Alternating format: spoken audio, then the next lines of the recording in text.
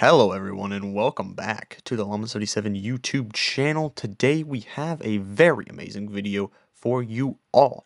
We are going to be talking about what legends you should be using for ranked this season in Apex Legends Season 7 Split number 1. Now keep in mind these rankings are based upon how much they contribute to the team in ranked.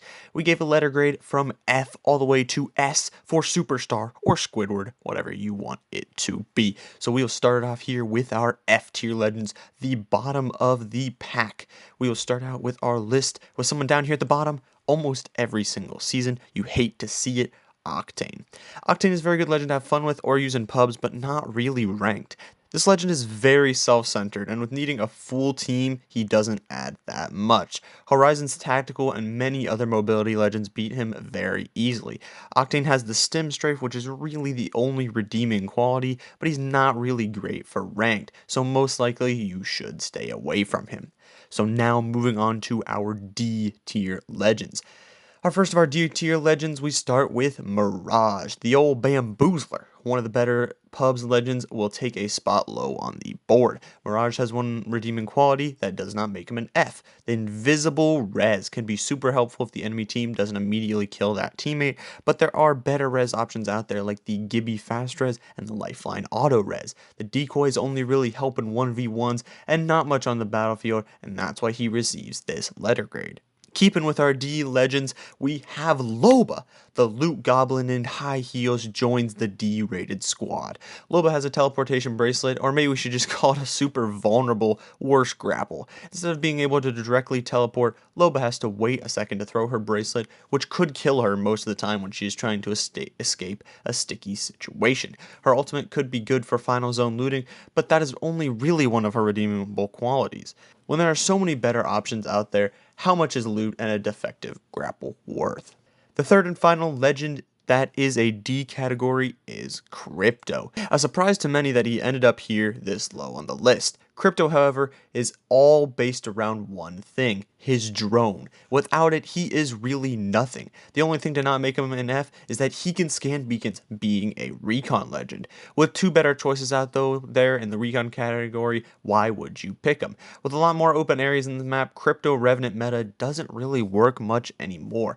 Getting your Evo up is very easy with Crypto, and scanning beacons are the really only reason he is not in the F category. So that will round out our D category of legends. So now we will be moving up to the C tier, and with the C tier brings it to ranked legends. The first two of those being Rampart. At the end of Season 6, we saw a lot of Rampart gameplay, but this season Rampart fell slightly short. Her walls are still very powerful. The amped bullets combined with the cover wherever you want is huge. Her minigun is still deadly as ever. She seems average this season, however, she doesn't bring too much to the table other than some amped shots. Let's be honest also that good players, end zone or any, if they see her trying to set up her walls, they will not let them put them up. 2 shots and all those walls go down, then she will only have her minigun, so that's why she ranks this low on the board. Our second C tier legend for ranked this season is Bangalore. Bangalore got a buff this season to make her ultimate fuse timer now only 6 seconds, a huge buff that makes her ultimate a lot bigger threat. This ultimate still does not compare to the Gibraltar, raining down hard and fast. Her smokes can be coupled with Bloodhound for deadly effect. Her double time makes her a dangerous escaper and a dangerous person to 1v1, but 1v1 potential may not be what wins you gunfights. Bringing nothing much to the team other than her ult, Bangalore is a decent choice, but maybe not the best one out there for this season. So before we get into our top half of the list, if you're liking the gameplay you're seeing on the screen and want to see more of it, make sure to check out the Llama77 stream at twitch.tv/the_Llama77. We stream there 4 days a week, and I'd love to see you all in chat. But enough of that, let's get into the top half of our list. We now move over to B tier legends. Getting into the top half, it will be tight. A lot of these legends have a lot of positive, but maybe not enough positive to compare with other legends. To start our packed B category, we have the new girl in town, Horizon. Coming to the game with a black hole, a spacesuit, and a gravity lift, Horizon brings a lot to the table. With only a measly 12 seconds on her gravity lift, Horizon can quickly reposition and get the whole team to places where they need to be. Her ultimate is the one thing that brings her down. If you can get grenades behind it, it can put the enemy team in a very bad position. But the only thing is the ult only has 180 health, which is really only one clip of really any automatic gun. You can also just walk out of the ult, so it is not very useful. It can pull people out of cover, and if used correctly is very good, and her Gravelift and Spacesuit are pretty good. She's a really good option, but maybe not the best for team play.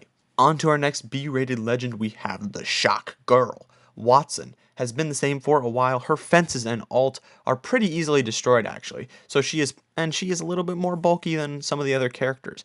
If played correctly, she can have great protection from her ult and a lot of other things. The ult protecting from Caustic, Gibraltar, and many other things, including grenades. But if someone destroys the giant shiny blue pillar, then the team is vulnerable again. The fences are good with shock capability, so that only lands her at a B, because I do believe there are better options out there. But we will continue on with our B category with Revenant. The emo boy Revenant is the newest addition to the B category. Last season, Revenant was a huge part of the ranked meta and one of the best legends out there with the Crypto Revenant push. This season, he takes a bit of a drop for one reason: the openness of the map. On Olympus, there are a lot more open spaces. This means it is a lot easier to hit shadows so that you don't really get a free push. His Silence Orb is still one of the best tacticals out there, being a huge counter to legends like Gibby, Wraith, and Pathfinder, not allowing them to have escapability, and the silent crouch walking is always annoying. But with the new map size, Revenant doesn't bring really enough to the team to make him to the A tier. He's still a decent choice, but maybe not the best. Closing out our B category, the final legend is the Zip Marvin man himself, Pathfinder. Pathfinder has been a staple of Apex and ranked for a while now. That, in addition with being a recon legend, makes him a really good choice for rank this season. The reason he does not make the A tier is two nerfs that hurt him pretty badly. First, his hitbox was expanded, making his arms and body more hittable. This means he is worse now in 1v1s and in the open overall. The second nerf was to his grapple, making it distance based and increasing the time on the cooldown. This may mean he may not get 2 grapples and may not be as effective, but still being a recon legend and everything else with him makes him barely, just barely outside of the A tier. But speaking of A tier, we are getting to our second to last category, the A tier. The legends that are very much prominent in the rank scene but just barely got edged out of the S tier. We will start with the Naruto running girl. Wait, hold on. They nerfed that too. We'll start with our A tier off with Wraith. Wraith has been one of the high skill characters in the game of Apex, still with invincibility and arguably the best movement all in the entire game.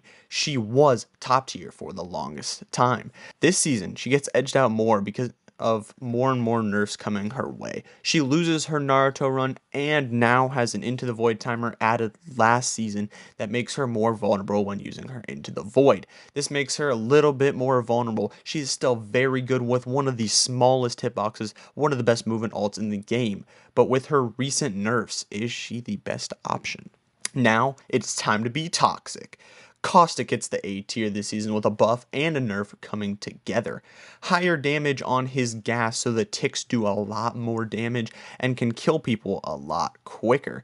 But the people inside his ult no longer have blurry vision, so the fighting in Caustic gas is a little bit easier. The damage boost is one of the most insane buffs though. Final circles, especially in ranked or even holding down a building, the new Caustic gas can be deadly. The ult can be used so aggressively to smoke out a team and wipe them. Caustic doesn't have many downfalls except for one: a fat man in an open map. Unlike Gibraltar, Caustic has no defense when it comes to being out in the open. His only defense is to sit there and eat a donut. Other than his size, Caustic is a good pick though for this season of Apex, and I believe better than Watson. The final member of the A category is the Scanner Master, Bloodhound. Bloodhound has a lot going for the character, a recon legend, and one of the best ults in the game, one of the best passives also. Having a recon legend in ranked is so huge for getting the vital information of where the ring is going to go, because if you know where a ring is going to go and another team doesn't, you could be holding better positioning and have an easier rotation into those rings. Bloodhound tops the list of recon legends and lands himself in the A tier. The reason he is an A tier this season is because of the distance between buildings. We talked about this before, how open the map is. Well, Bloodhound's scanning distance with people that far away, it may not actually catch them, it may not actually scan them because of how much space there are between buildings and areas. This can be bad if you're approaching an area and don't know if there are people there. But even with that, Bloodhound is still an amazing choice and the best recon legend for this season of Apex. Now we move on to our final two legends and the S tier category. Squidward, Superstar, whatever you want to call it. It is the S tier. The S tier being the best of the best. If you do not have one of these on your team, you might as well be throwing the game, and that is that. So, our first legend we have in the S tier is another donut eater. We have Gibraltar. The man is an actual tank, and that is what he is meant to be. An arm shield to help him in snipe fights and 1v1s, a dome shield to help protect him out in the open, and arguably the most devastating ult in the entire game. The only downfall to Gibraltar is his size. Playing around the gun shield by taking it down before a fight or hitting him out in the open, he can be taken out easily. However, he is the man that will absorb shots because of all of those donuts he has been eating, and he will also go for some not so nice chest bumps. The ultimate for Gibby and the dome are two crucial weapons you really need in your arsenal for ranked this season, so you might want to put Gibby in your lineup, but if you don't like being a donut eater, maybe he is not for you. Our final legend in the S tier and the finalist, the top of the pyramid, is Lifeline. The heal girl comes in top of our list for one reason only: the most broken res Apex has ever seen. If you thought the dome res for Gibby was good, just wait until Lifeline just spam reses over and over and over. Lifeline also carries with her the drone of coolness that will give your team free health, meaning less syringes to carry and more grenades in your inventory or other types of heals, ammo, or anything. It can also be very clutch in a fight, surviving from the ring or helping her win her 1v1s. Her ultimate is literally free loot and probably 50% of the time a purple body shield. It can be huge early game, late game, or anytime you need a shield swap or just improve your shield. It will give you better loot to fight people, and that is huge. But she is not just based around loot, she is also one of the best all-around characters. She is one of the smaller hitboxes in the game, so that will help you in 1v1s, and the real only downfall is she has no escapability. So she is small, but she won't have anything to get her out necessarily if she is in the open. But, you know, Caustic is bigger and he eats donuts, so make your choice. But other than that, Lifeline is a super good choice to pick, and that's why she lands in the S tier category.